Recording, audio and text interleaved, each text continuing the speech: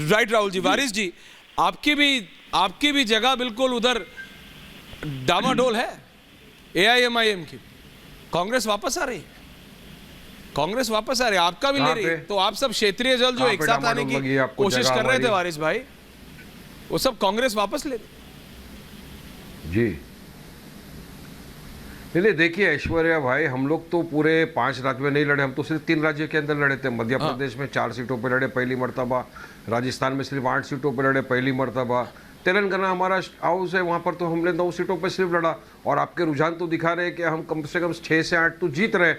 मगर यकीन मानिए मैं तो था तीनों जगह पे, मध्य प्रदेश में भी कैंपेनिंग की, राजस्थान में भी किए, तेलंगाना के अंदर भी किए। तो लोगों की जो मोहब्बत है ना एआईएम की तरफ, वो आप देखने लायक है। अच्छा, क्योंकि लोगों को एक विकल्प के तौर पर देख रहे हैं एमआईएम को कि भाई अब हमारे पास एक विकल्प है। अब देखिए जनता जनार्दन ने कहाँ वोट दिया कहाँ नहीं दिया, ये तो एग्जिट पोल है, एग्जैक्ट पोल तो नहीं है। लेकिन एक चीज मैं गारंटी के साथ आपको बोल सकता हूँ कि तेलंगाना के अंदर जो 9 सीट पे हम खड़े हैं, उसमें से 7 सीट्स के ऊपर तो हम क्लियर मार्जिन के साथ जीत रहे हैं।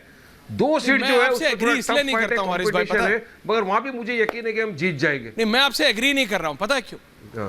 क्योंकि कांग्रेस आपके वोट बैंक के अंदर, मतलब आपका नहीं था वो, इनिशियली कांग्रेस का था जो आपने लिया, and now Congress is coming back to take it. Prem Shukla ji के लिए अलग चुनौती है नेशनल लेवल पे कि कांग्रेस सेंटर बन रही है, कांग्रेस दोबारा रिसर्जेंट हो रही है, वो सवाल मैं प्रेम शुक्ला जी से पूछूंगा। लेकिन आपकी तो एग्जिस्टेंस पे सवाल आ रहा है। इसलिए वारिस भाई, क्योंकि केसीआर ने क्या ट्राई किया, देखिए आप केसीआर साहब को बहुत मानते हैं, आपके नेता केसीआर साहब को बहुत मानते हैं, Asaduddin Owaisi, Akbaruddin Owaisi, they always hail to KCR कि केसीआर जी बहुत बढ़िया नेता है। अगर बहुत बढ़िया नेता है और इतने दूरंदेशी हैं तो बॉस वो तो नेशनल पर्सपेक्टिव से गए थे, अपना स्टेट खो रहे हैं। एग्जिट पोल की मानू तो वारिस भाई, आप समझिए क्या हो रहा है। सुनिए, ये इंडिया अलायंस के चक्कर में क्षेत्रीय दल अपनी एग्जिस्टेंस खो रहे हैं। बीआरएस बहुत अच्छी एक पार्टी थी जिसको लोगों ने वोटों से नवाजा। सुनिए बोलने दो, केसीआर वाकई में बहुत अच्छे नेता है, बीआरएस बहुत अच्छी पार्टी है, बहुत काम किया डेवलपमेंट का, विकास का उन्होंने वहां पर तेलंगाना में। अब जनता जनार्दन है, लेकिन आप वेट करिए, चुनाव का नतीजा आने दीजिए, 3 तारीख के दिन देखेंगे किसको क्या मिला। बाकी यकीन मानिए मेरी इस बात को, वहां पर बीजेपी और कांग्रेस, मैं आपको फिर बोल रहा हूं, दोनों एक ही सिक्के के 2 पहलू हैं।